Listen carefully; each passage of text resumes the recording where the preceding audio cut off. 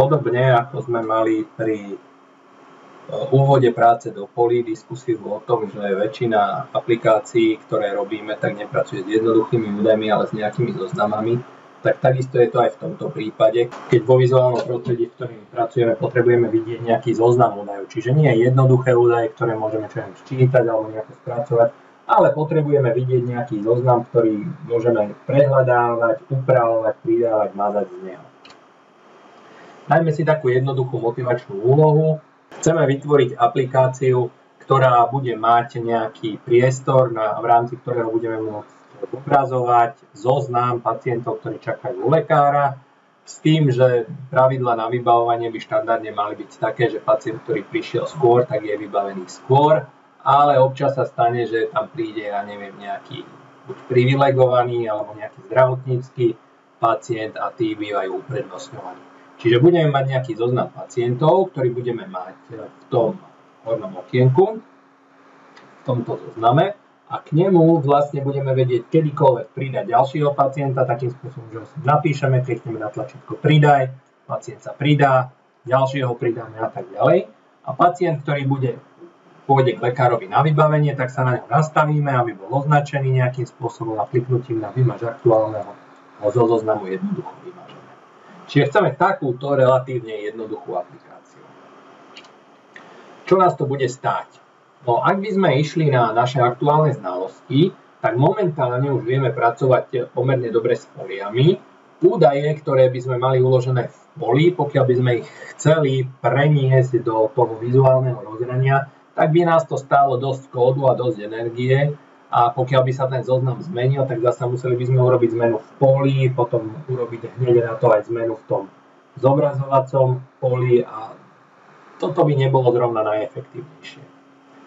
Platí, že komponenty, tie štandardné, ktoré máme, majú jedno úložisko, jedno miesto, v ktorom majú uložený text, zvyčajne teda nejaký string, s ktorým vieme pracovať, ktorému vieme pristupovať, ale okrem takýchto komponentov máme aj také, ktoré majú mechanizmus na prácu so zoznamom, čiže dokážu pracovať priamo so zoznamom. Úplne takým ideálnym adeptom na to, aby sme vedeli vytvoriť nejaké také okienko, v ktorom budeme naraz vidieť viacerých pacientov, je komponent, ktorý sa volá JList. Tento komponent JList nám umožňuje uchovávať a súčasne aj zobrazovať časť údajov, ktoré sú v zozname. Tie, ktoré vidíme, nemusia byť všetky, lebo my sa potom v zozname môžeme rolovať a posúva nás to nižšie alebo vyššie v rámci neho. Ukazuje nám aj viac prvkov. Zložitejšou alternatívou k tomu JListu je tabuľka, JTable. Táto nám už umožňuje pracovať ako štandardná tabuľka, to znamená, údaje nám môže ukladať do riadkov, do stĺpcov, môžeme s nimi robiť rôzne operácie. Začneme teda s tou jednoduchšou alternatívou. Budeme pracovať teda s komponentom JList. Tento prvok nám, ako som povedal, umožňuje vidieť nielen jeden prvok, ako napríklad combo box, ale umožňuje nám vidieť prakticky ľubovoľný počet prvkov a keď nie naraz, tak nám umožňuje rolovať sa po nich. Toto samozrejme programovať nemusíme, toto už ten komponent v sebe má. Čiže využijeme komponent, ktorý naprogramoval už niekto pred nami a zabezpečí nám vlastne komfortné vytváranie programu. No, ako to celé funguje? Tu sa musíme trošičku pozrieť na tvorbu aplikácie zo širšia. V súčasnosti je moderným konceptom tvorby programov akýchkoľvek, to znamená mobilných, webových, desktopových, úplne akýchkoľvek model, ktorý má viac úrovní. Čiže údaje, ktoré zobrazujeme alebo s ktorými pracujeme, nie sú uložené v tej zobrazovacej časti, ale sú uložené na nejakej úplne inej úrovni, zvyčajne niekde v pamäti, a ten komponent sa len používa na to, aby sa tie údaje zobrazili. Nástroj, ktorý zobrazuje tie údaje, alebo ktorý ich pretvorí tak, aby komponent bol schopný zobrazovať, sa označuje ako adaptér. Tento adaptér vlastne vezme údaje z pamäti, vie, na koho ten adaptér je nastavený, a podľa toho, na koho je nastavený, tak podľa toho tie údaje prispôsobí a pošle do toho komponentu tak, aby sme ich videli v očakávanej podobe. Keď chceme údaje meniť, napríklad pridať ďalšiu položku, tak my len pridáme údaje do pamäte a ten adaptér automaticky tie zmenené údaje zaregistruje a pošle informáciu do komponentu, ktorý zaktualizuje svoj obsah a ukáže nám tých údajov tam viac. Čiže máme takéto dve vrstvy. Jedna je dátová a druhá je prezentačná. Komunikáciu medzi nimi zabezpečuje nejaký ten adaptér. Nejaký ten znamená, že adaptér, ktorý nám sprostredkúva tento mechanizmus, túto transformáciu údajov, je súčasťou v tomto prípade komponentu a údaje, ktoré my používame, tak ich používame v nejakom zozname, ktorý je typu default list model. Model sa v tomto prípade berie ako dátový model. Čiže je to nejaký východiskový dátový model pre údaje, ktoré sa budú zobrazovať v liste. Je to v podstate, ak si to chceme zjednodušiť na základe toho, čo vieme, je to nejaké pole, ku ktorému môžeme ľubovoľne pridávať alebo ľubovoľne odoberať prvky. Alebo pracuje na princípe pola. Akým spôsobom teda budeme pracovať? Pokiaľ chceme použiť všetky tieto prvky, o ktorých som hovoril, tak potrebujeme urobiť v podstate dve alebo tri veci. Prvá vec, ktorú potrebujeme mať, je, že si definujeme údaje, s ktorými budeme pracovať. Čiže ja si nazvem ten priestor v pamäti, ten zoznam, tú obdobu pola ako dáta. A tieto dáta, na to, aby som ich mohol bez problémov vkladať do listu, tak budú typu default list model. Takýto prázdny priestor si môžem vytvoriť alebo štandardne vytváram prostredníctvom konštruktora, ktorý mi vytvorí prázdny zoznam. Čiže new default list model mi vytvorí prázdny zoznam, do ktorého potom môžem veľmi ľahko tie údaje pridávať. Týmto mám teraz vytvorené v pamäti prázdne poličko, prázdny priestor, no a potrebujem ho napojiť. Na to, aby sa mi tie údaje zobrazovali, tak potrebujeme, aby sa nejakým spôsobom prepojil ten náš komponent, ten náš list na tieto údaje. Robí sa to v konštruktore, keď už sú vytvorené a na frame poukladané všetky prvky, ktoré potrebujeme, takým spôsobom, že povieme, že nastav dátový model pre list na základe tých údajov, ktoré máš uložené v dátach. Že týmto vytvoríme spojenie medzi údajmi v pamäti a zobrazovanými prvkami, ktoré sa nachádzajú v liste. Nič viac už nepotrebujeme robiť. V tomto momente, ak do dát pridáme nový prvok, tak automaticky sa ten prvok hneď zobrazí aj v liste. No, čo ďalej? Aby sme si vytvorili, aby ste aj vedeli, čo treba robiť, aby sme si vytvorili takúto aplikáciu, tak prejdeme po jednotlivých krokoch. Čiže prvá vec, ktorú potrebujeme urobiť, že si tam navrhneme nejaký dizajn. Ja som si dovolil ponechať štandardný grid layout manager, ktorý je východiskový, aby sme to nekomplikovali a vhodným poťahovaním, vhodným upratovaním som si tam dal prvky JList, JText field, do ktorého budem vlastne vkladať údaje, ktoré budem chcieť pridávať do listu a dve tlačidlá, pričom jedno slúži na pridávanie, druhé na vymazávanie. Tieto 4 prvky mi v podstate dokážu vyriešiť moju úlohu. Môžem sa tým trošičku pohrať, aby to bolo krajšie, zvoliť iný layout a tak ďalej, ale to nie je účelom prednášky. Účelom prednášky je naučiť sa programovať. Keď vytvoríme alebo navrhneme dizajn, aký treba, tak vezmeme našu triedu, ktorú som si nazval MyFrame, povieme, že táto trieda je vlastne potomkom klasického JFrameu, aby sme mali všetky tie prostriedky, ktoré potrebuje. Máme vytvorený panel, v ktorom vlastne máme umiestnené jednotlivé prvky. Máme tam jedno pridávacie tlačidlo, jedno mazacie tlačidlo, jeden list, ktorý sa volá list 1 a jedno textové poličko, do ktorého budeme vkladať ten text. K týmto atribútom pridáme ešte jeden, do ktorého budeme vkladať údaje. Čiže bude to vlastne premenná, ktorá bude patriť triede alebo inštancii a budeme ju mať dostupnú zo všetkých metód. Toto je vlastne účel, prečo to robíme tu. Takže deklarujeme si default list model. V konštruktore urobíme všetky tie veci, ktoré sme si ukazovali minule. To znamená, urobíme tam zavolanie metódy predka, ktorá nám zabezpečí prenos titulku do okna, do hornej časti okna, do titulku s pruhom. Potom urobíme, že v prípade, ak niekto klikne na tlačidlo zavrieť, tak aplikácia skončí. Všetky prvky, ktoré sme si umiestnili na panel, tak zabezpečíme, aby sa zobrazili na našom frame, čiže nastavíme vizuálnu časť frameu na ten obsah panelu 1 a pakovaním zabezpečíme, aby tie prvky naozaj tam prišli, aby sa prejavili tieto zmeny v rámci nášho frameu. Dovolil som si, aby ste videli, že programovať sa dá rôznym spôsobom. urobiť aj takú vec, že priamo v konštruktore zobrazím ten frame. Čiže mne stačí zavolať konštruktor, že vytvor mi nový frame a automaticky sa hneď aj zobrazí. Čiže nastavím ho hneď viditeľný. Toto nie je štandard. Zvyčajne to funguje tak, že vytvorím si a zobrazím ďalším príkazom potom na mieste, kde volám. Ale ide to aj takto. Dobre, čo máme? No, dôležité pre nás sú ďalej dve veci. Stále som v tom konštruktore. Toto je stále ten konštruktor, ktorý sme si prešli.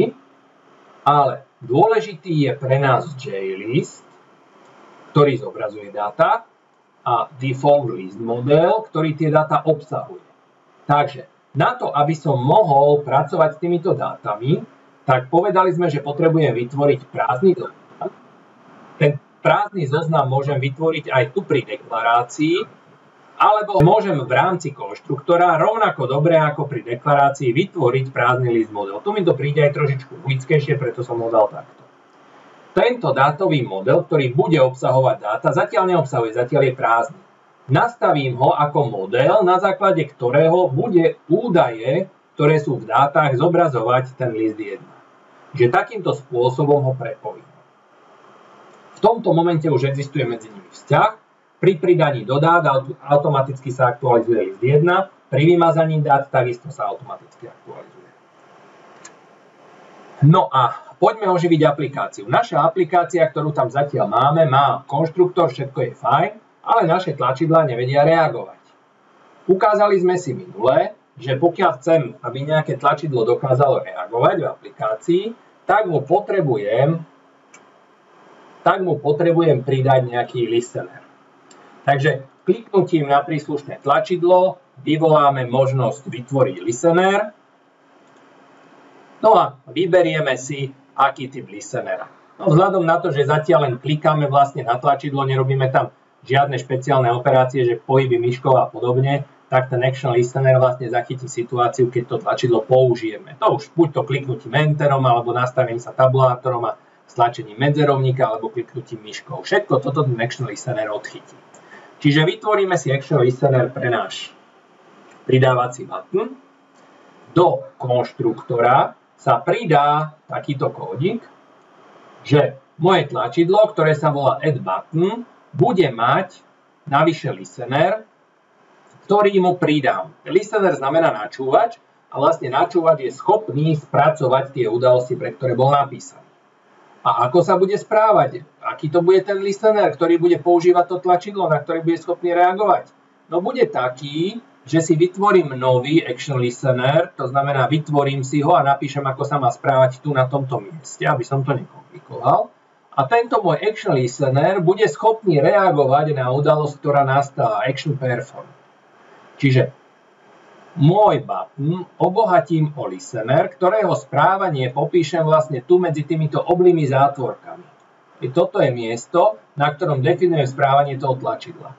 Pokiaľ by som tam pracoval s myškou, tak musel by som mať tých metód tam viac. Nebola by jedna action perform, ale čo aj mouse up, mouse down, podľa toho, či by som stlačil tlačidlo, alebo pustil, alebo mouse move, čiže bolo by ich tam viac.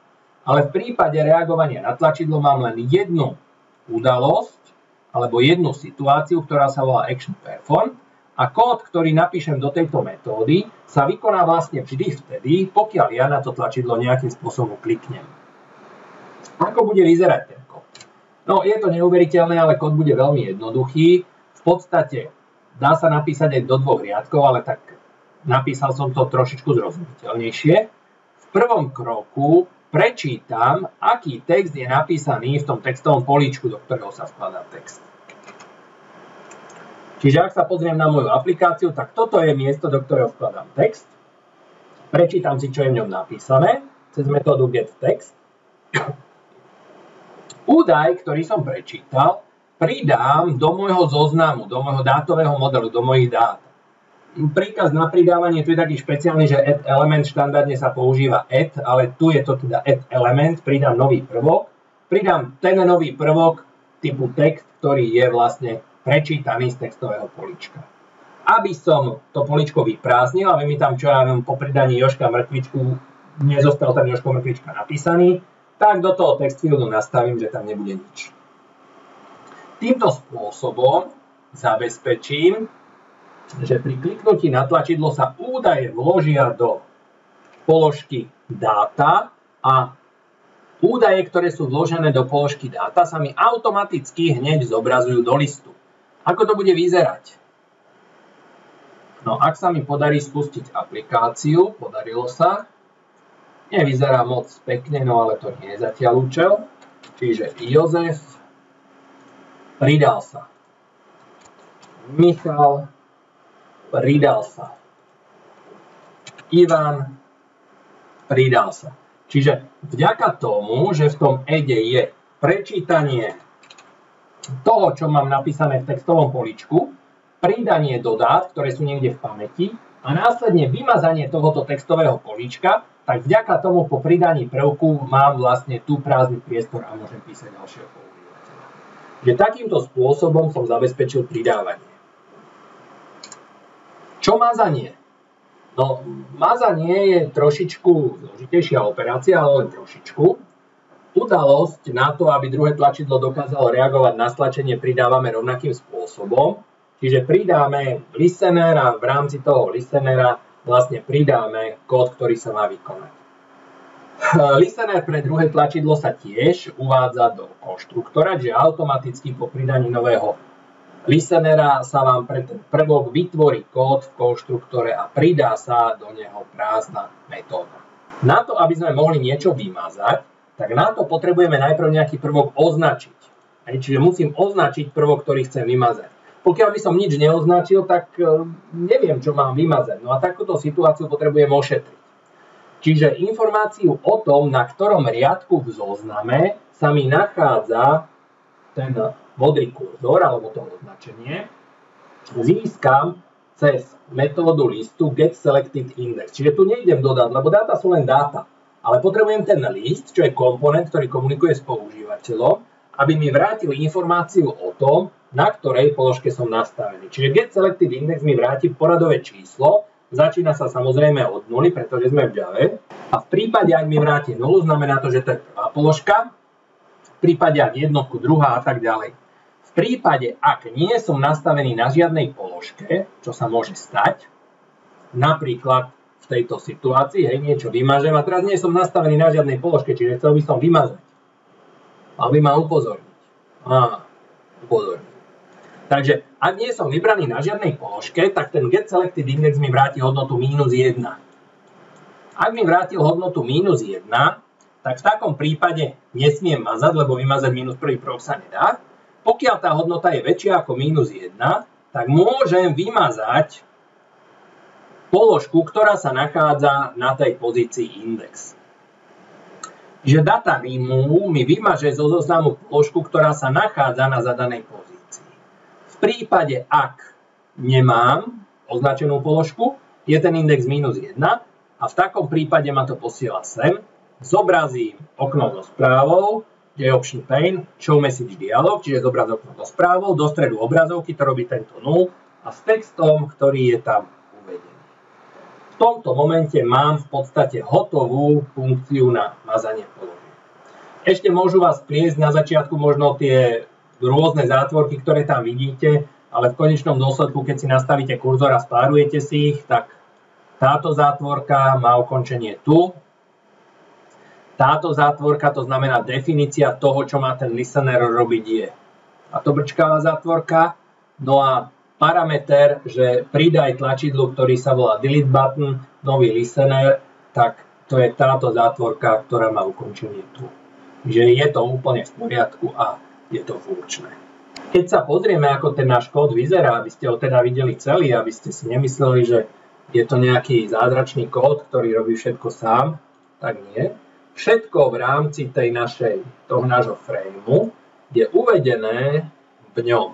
To znamená, mám tu zoznam prvkov, ktoré sa mi nachádzajú na frame a mám tu konštruktor, v ktorom to vlastne všetko nastavím.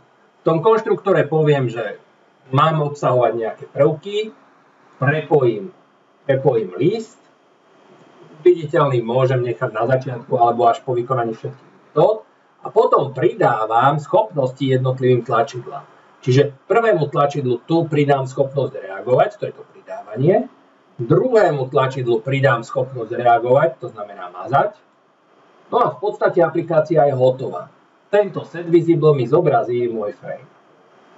Iba tam ešte jedna drobnosť. Tento frame by som nedokázal spustiť ako samotný frame, ale musel by som ho vytvárať na nejakom inom mieste, napríklad v maine. Na to, aby som nemusel mať jednu zbytočnú triedu, ktorá v podstate len vyvolá toto okno, tak v myFrame si urobím alebo pridám metódu public static void main, ktorá sa vlastne vyhľadáva pri pokuse o spustenie triedy a keď sa nájde, tak to, čo je v nej, sa vykoná. No a v našom prípade táto metóda main stačí, aby vytvorila zoznam. Vytvorenie zoznamu vlastne spustí činnosť konštruktora a keďže v rámci neho máme rovno aj to zobrazenie, tak hneď aj automaticky ten frame zobrazí. A že funguje, to ste videli pred chvíľočkou. Ak si niekto nepamätá spustenie z minula, tak pokiaľ tam máte viac tried, ktoré by mohli byť spustiteľné, tak cez tento rám si môžete vybrať, ktorý z nich. Pokiaľ by sme chceli ešte ďalšie metódy na prácu s listom, tak samozrejme máme k dispozícii pomerne slušnú plejádu. S údajmi zvyčajne nechceme len to, aby sme ich vkladali, ale zvyčajne chceme aj nejaký ten prvok na nejakej pozícii vtiahnuť. Tak na to získanie položky sa používa metóda getElementAdd, čiže vráť mi prvok, ktorý sa nachádza na nejakej zadanej pozícii. Zvyčajne je to string, takže do premenej typu string vložíme takýto údaj.